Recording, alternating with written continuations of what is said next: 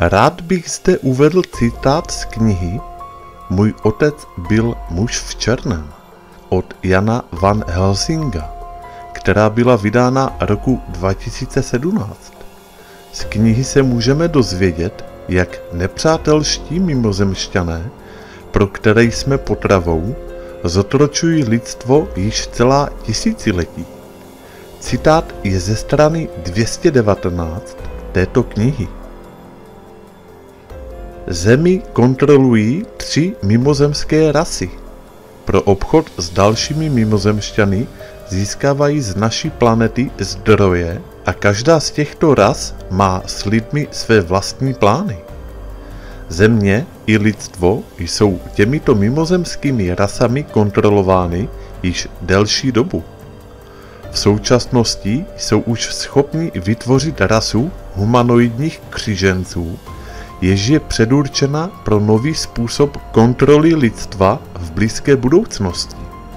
Vše se ovšem odehrává v utajení a mimozemšťané své plány dobře střeží. Kontrola lidstva nepředstavuje vůbec jednoduchou činnost, ale jedná se o výsledek dobře naplánovaného a dobře provedeného efektivního programu. V lidských kontaktech s těmito mimozemšťany se nevyskytovala žádná spiritualita ani nic jiného, z čeho by lidstvo mohlo profitovat. Mimozemští kontroloři jsou technicky velmi pokročilí a disponují rozsáhlými vědomostmi o lidské psychologii. Je však také evidentní, že v duchovní oblasti příliš nepokročili. Mantidé a reptoidé pracují společně. Každý z těchto druhů však sleduje svoji vlastní agendu. Šediváci jsou jejich pracovními silami, nadřízení mimozemšťané je ale nemají v příliš velké oblibě.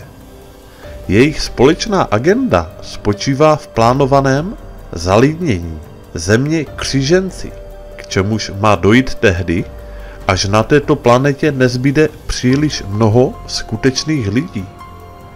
Zní to jednoduše, jedná se však o komplexní soubor agent provozovaných mimozemšťany a týkajících se země i lidí. My lidé bohužel nemáme takové schopnosti, abychom s jistotou věděli, co se to vlastně odehrává, jelikož naše vědění, naše technologie i náš duch za těmito mimozemšťany daleko zaostávají. Tyto rasy dokáží manipulovat s časem i prostorem, mají k dispozici holografické technologie. Mimozemšťané také znají způsob, jak manipulovat s lidským rozumem a myšlením.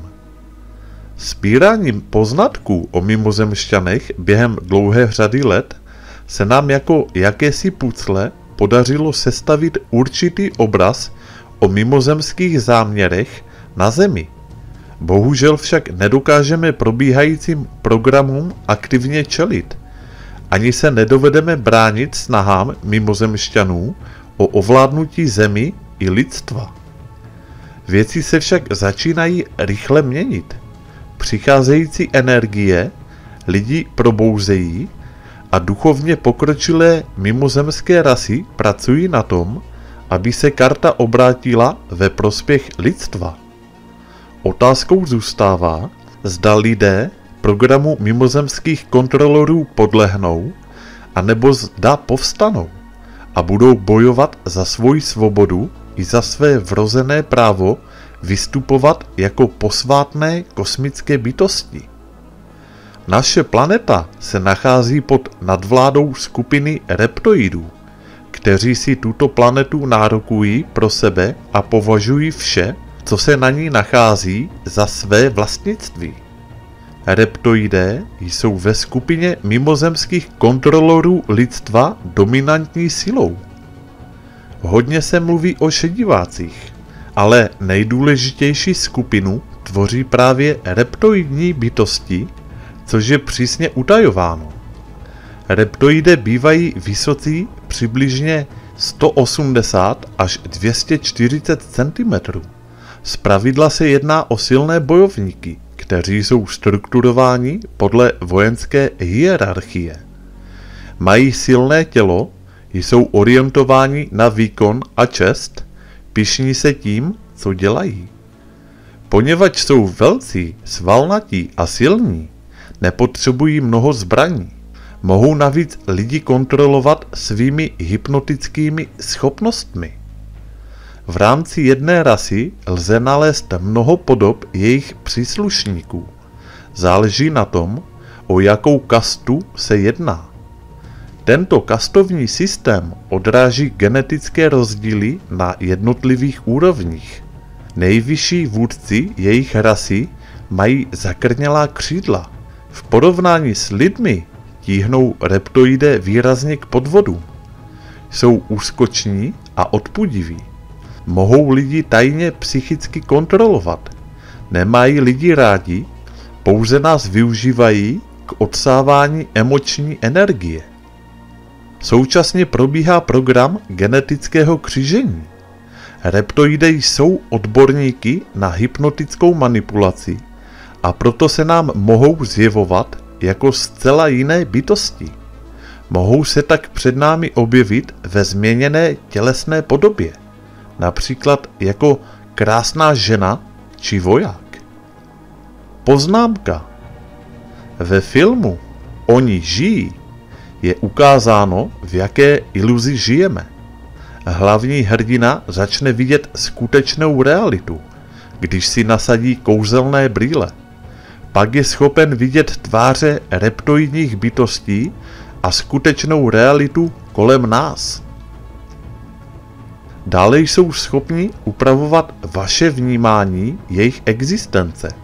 Nedovedou však měnit svůj vzhled.